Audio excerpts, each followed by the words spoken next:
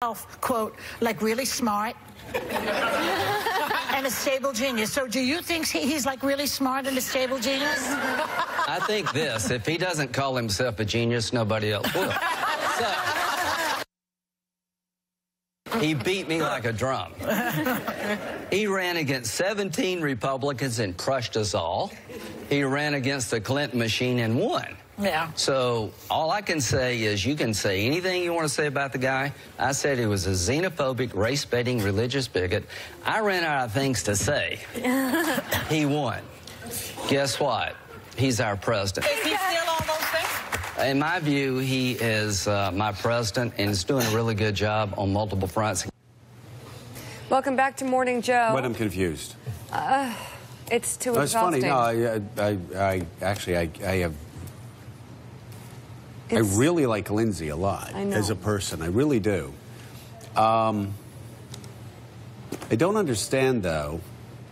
You must be getting something. How can you be a race-baiting, xenophobic bigot, which Donald Trump is, or at least has been playing one on TV for the past few years? And I remember one time when he called me up yelling, saying, Joe, you know me. You know I'm not a bigot. I said, well, you play one on TV, and I think that may actually be worse. That was the loudest call I've ever heard in my life. Yeah. That may be worse than being an actual bigot, not being a bigot, but playing one on TV for cynical reasons. So this is what I've never been able to square. And it's one of the reasons why I have a problem with the column that you love today from David Brooks. David Brooks, and everybody loves this David Brooks column, but me, I guess. David Brooks has spent a lot of his career splitting the difference. And for my party, former party, and your party, when we had extreme edges, well, David Brooks was a great guy to split those differences. And I was glad that David Brooks was a voice of reason out there.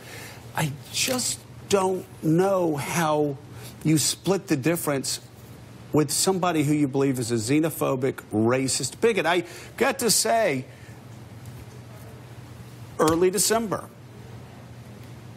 2015, 2 or 3 months before any Republicans voted, Donald Trump started talking about the Muslim ban. I knew immediately, at that moment, and I said it on TV, at that moment, December 2015, I could never vote for this guy. And asked, is this what Germany looked like in 1933, in 1934? Now, did I think Donald Trump was talented on the campaign trail? Yes. Did I think this? Yes, I did. And we knew him for 10, 11 years. But I knew at that moment, and said at that moment, I could never vote for this guy. And I let everybody know I was voting for Jeb Bush, and Jeb lost, and I said I was going to vote for John Kasich. I could never vote for Donald Trump. So I just... Gene, is Gene still? Gene, help me out. Help. I just... How do you split the difference? And okay, I'll make Democrats uncomfortable and make them hate me too, because I want to be an equal opportunity offender.